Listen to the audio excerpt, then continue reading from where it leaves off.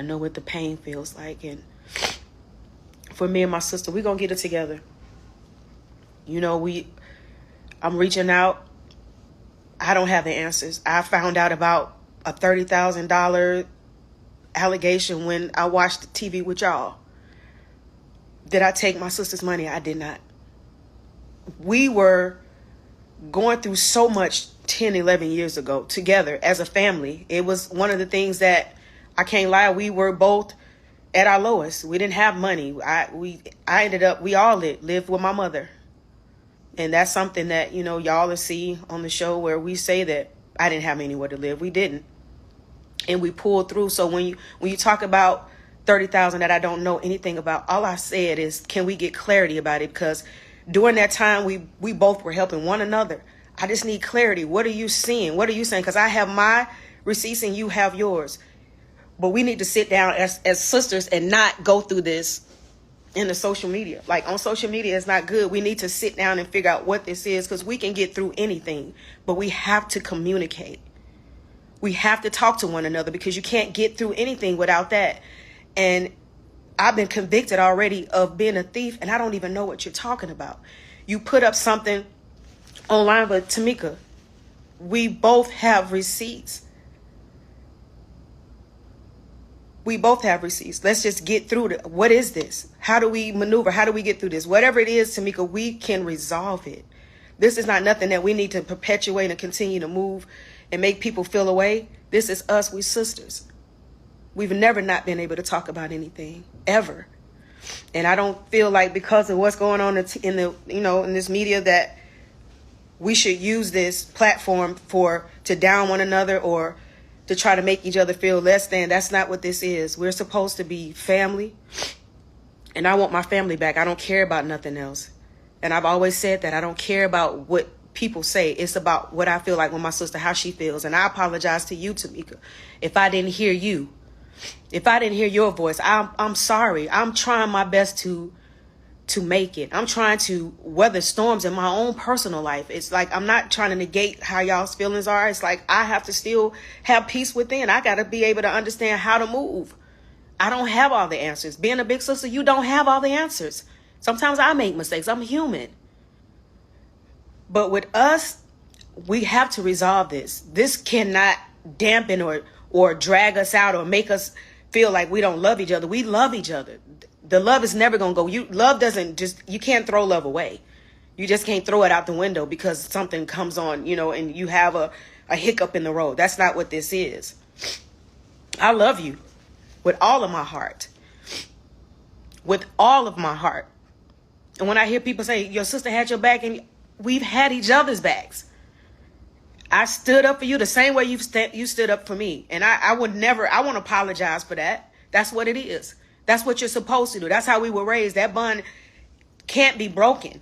Now, right now, we're going through these times, but at the end of the day, when I got my sister and I got my family, I still stand on that. That's everything. It's that and then the business. And that's why y'all see me looking crazy on TV. Y'all don't know that was the very first scene that my sister and I shot with my mother. No, it wasn't 4 or 5 scenes later. It was the very first scene. So I'm upset. I carry my feelings right here. Everybody that knows me, they know that. I'm not fake. I don't know what to do with that. This is who I am. I can't hide from it. I can't shun it. I can't sit here and pretend that it ain't. This is who I am. So if y'all see me cry, y'all see me looking like this, is because I'm in my feelings. And I'm in my feelings when it come down to my family. And we gonna resolve this. I love my sister. And can't nobody else talk about it. Don't call me talking about my sister. Don't text me talking about my sister. Do not DM me talking about my sister. Because we're going through this. It's just the fact that we're in the public eye. So many people out there now, y'all going through stuff too. It's just the cameras are not in y'all's faces. The cameras are not capturing the fact that you guys are going through far worse than what we are. And I'm not pointing fingers. I'm saying, don't judge us. Pray for us. Be there for us. In a way to where God gets the glory. It's not even about us at the end of the day. It's about the love that we have and what we show people to get through. And we're going to get through this. I trust in God that we will. And we will. So there we have it, folks. Latocha Scott finally apologizes.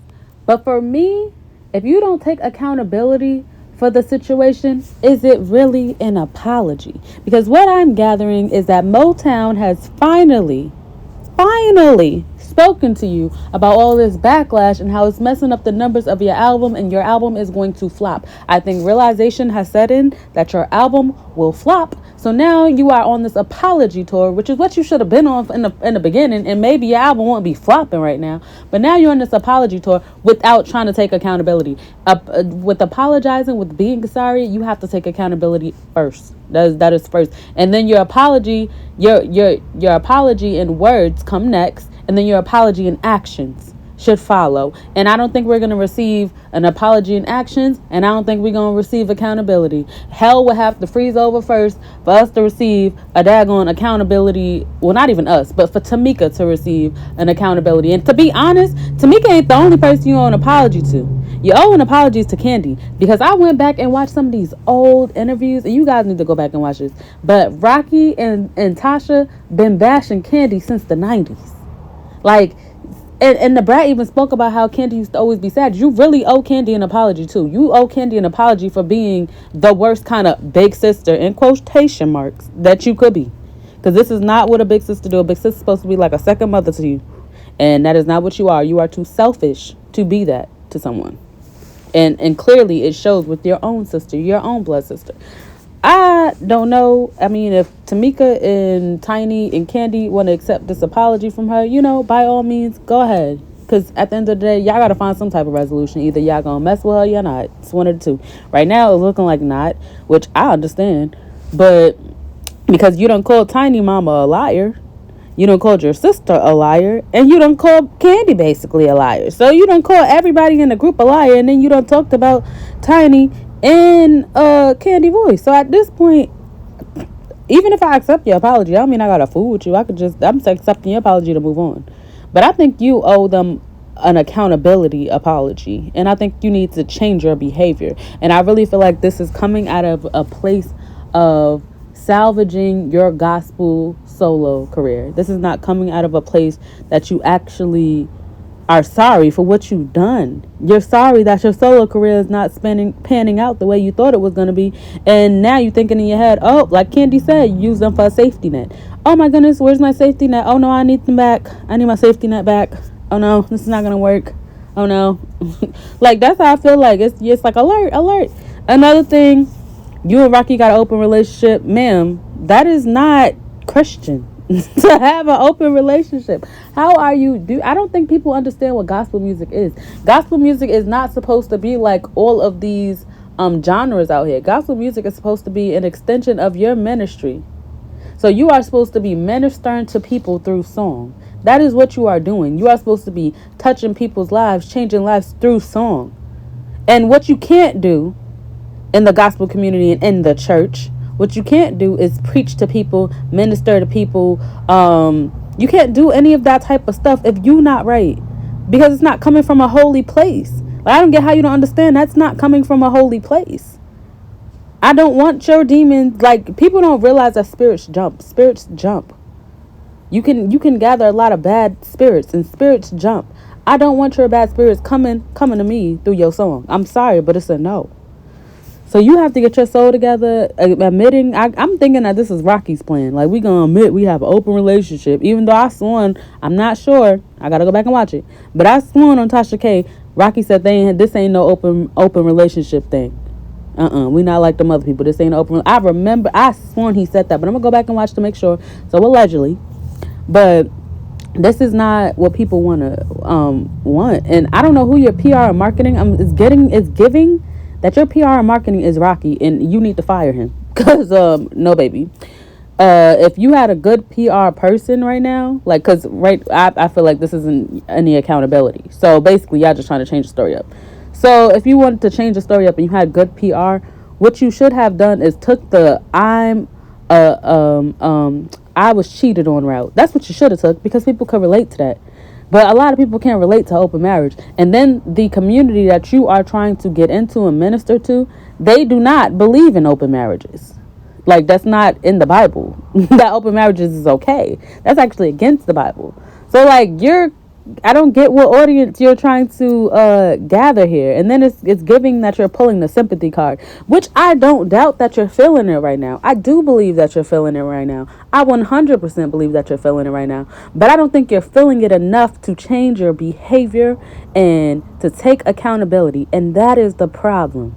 You have to feel it enough to make a change. And you need to, God don't put nothing more on you than you can bear. You need to start listening because God is talking right now. And you need to start listening. And I believe that God is trying to tell you to change your behavior. He is not going to bless you. And you will stay in the same season. God will keep you in the same season over and over and over again until you learn the lesson that He is trying to teach you. And you're back at the same spot, actually in a worse spot than you were in the 90s when you tried to go solo, because you still haven't learned your lesson. And that is what you need to take home today. Okay?